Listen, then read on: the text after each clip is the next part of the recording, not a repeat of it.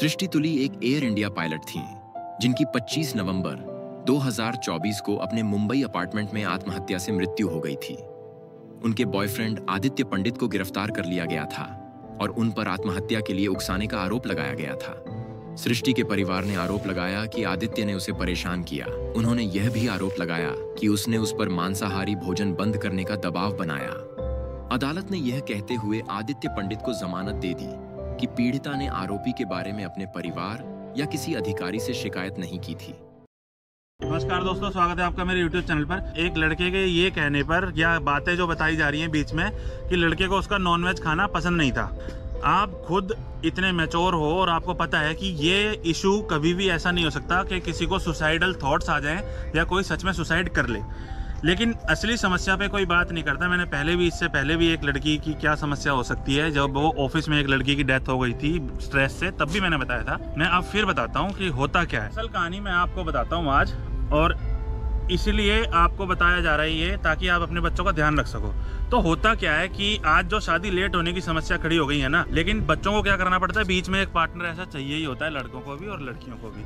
तो किसी ना किसी तरह लड़के क्या करते हैं, लड़की का भरोसा जीत के और यूँ सोचते हैं कि भाई ये हमारी लाइफ में आ जाए और हम शादी कर लेंगे आज, अगले साल, उसके अगले साल या उसके अगले साल। इस तरह की बातें चलती रहती हैं और रिलेशनशिप में आ जाते हैं। हुआ ये होगा या चांसेस इस चीज़ के हैं कि जब लड़के को ये पता चलता है 3-4 साल रिलेशनशिप में रहने के बाद कि अब मेरे रिश्ते आने लगे हैं, जैसे ही लड़के को ये लगने लगता है ना कि अब तो नई लड़की मिलेगी मुझे, तो उनका मन अपने आप ही सोचते हैं वो कि 3-4 साल एक लड़की के साथ रह लिए, इसमें शायद कुछ कमियां भी हैं। अब हर इंसान में कमियां तो होती हैं, तो उस टाइम उनके माइंड में वो सारी कमियां आने लग जाती हैं। और लव मैरिज में होता क्या है, 90% चांसेस हैं कि आपको दहेज भी ना मिले, क्योंकि मैंने बहुत लव मैरिज ऐसी देखी हैं, सुनी है, जिसमें दहेज नहीं मिलता। क्योंकि अगर आपने खुद लड़की पसंद करे हो, दहेज क्यों देंगे आपको? शादी कर लो, कोई दिक्कत नहीं है, दहेज नहीं मिलेगा। तो दहेज का भी कहीं ना कहीं माइंडसेट लड़के के माइंड में होता है हमेशा, और सबके माइंड में होता है, आप इसको कितना ही झुठला लो।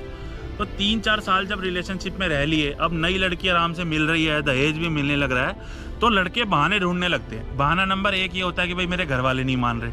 बहाना नंबर 2 ये होता है कि भाई मैं तेरे से ही शादी करूंगा, लेकिन क्या करूं, माँ बाप कह रहे हैं मर जाएंगे।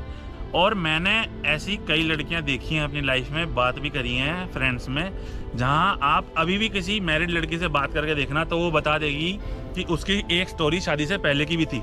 उसकी लाइफ में कोई लड़का था जिससे उसकी शादी नहीं हुई और रिलेशनशिप प्रॉपर बना था, फिजिकल रिलेशनशिप भी हुए थे, सब कुछ हुआ था।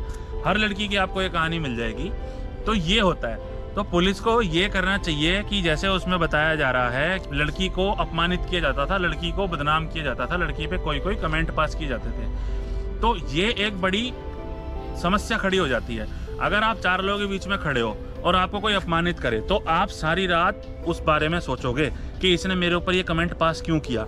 और एक लड़का अगर बार बार किसी लड़की को हर जगह अपमानित कर रहा है, तो किस लेवल का मेंटल प्रेशर एक इंसान पे पड़ सकता है, आप सोच भी नहीं सकते। और उसके बाद उस लड़की को ये भी पता चल रहा है कि जिसको मैंने 3-4 साल दिए, उसने मेरे साथ ऐसा किया। तो ये बहुत बड़ा धक्का होता है, और इन सब कारणों के चलते हो सकता है उस लड़की ने सुसाइड किया हो।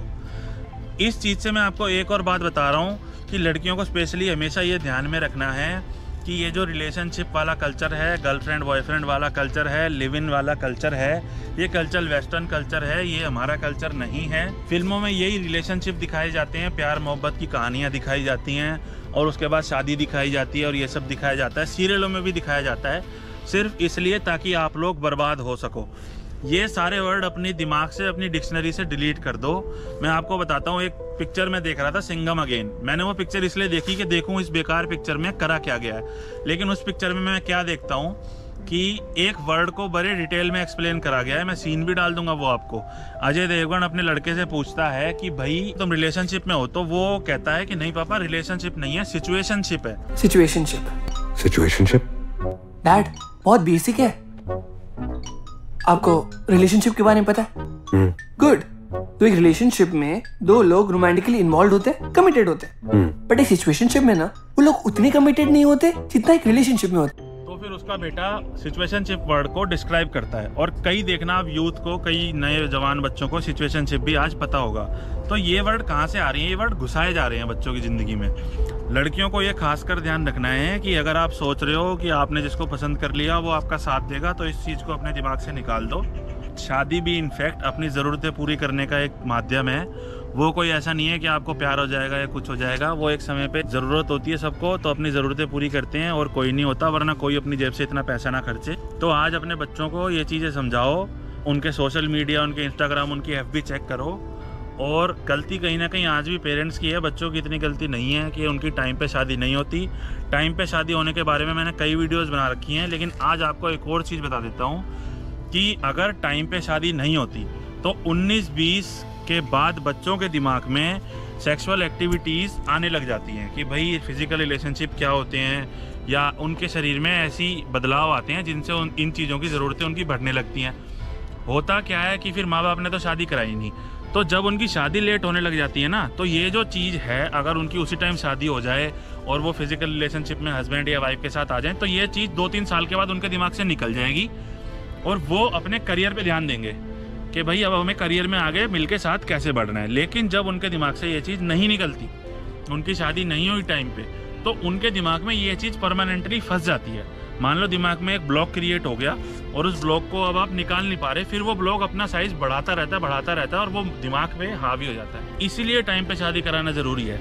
इसके अलावा जब हम लेट शादी करते हैं और बच्चा होता है, तो होता क्या है कि हम मैच्योर हो जाते हैं, हमें चालाकी आ गई, हम समझदार हो गए, ठीक है, मैच्योरिटी आ गई हर तरह से। अब अगर हम बुरे हैं ना, तो औलाद पे भी वो प्रभाव पड़ता है। जब बच्चे साफ मन के होते हैं, भोले मन के होते हैं, यंग एज में होते हैं, उनको चालाकियाँ नहीं आई होती, उसी टाइम पे अगर वो पेरेंट्स बन जाते हैं, तो बच्चा भी ऐसा होता है जो आप जैसा चाहो उसका वैसा बना सकते हो। लेकिन जब आप पक जाते हो, इसका मतलब आपको पता है आप क्या गलत है क्या सही है, आप चालाक हो, स्मार्ट हो, धोखेबाज हो या जैसे भी हो, तो वो वैसा बच्चा भी फिर उस एज में वैसा ही होता है। 30-32 की एज में ये सब पता होता है शुरू से ही। अब जिस बच्चे को शुरू से ही सब कुछ पता है ना, आप उसको सिखा तो कुछ सकते नहीं, तो जैसा वो है वो वैसा ही रहेगा। वो किसी के साथ गलत भी करेगा, अच्छा भी करेगा। ये जरूरी नहीं है कि वो गलत ही हो, लेकिन अच्छा भी हो सकता है। लेकिन उसके चांसेस आज के समाज में बहुत कम है, क्योंकि आज लोग ही ऐसे हैं, कुछ मजबूरी में और कुछ जान के हैं।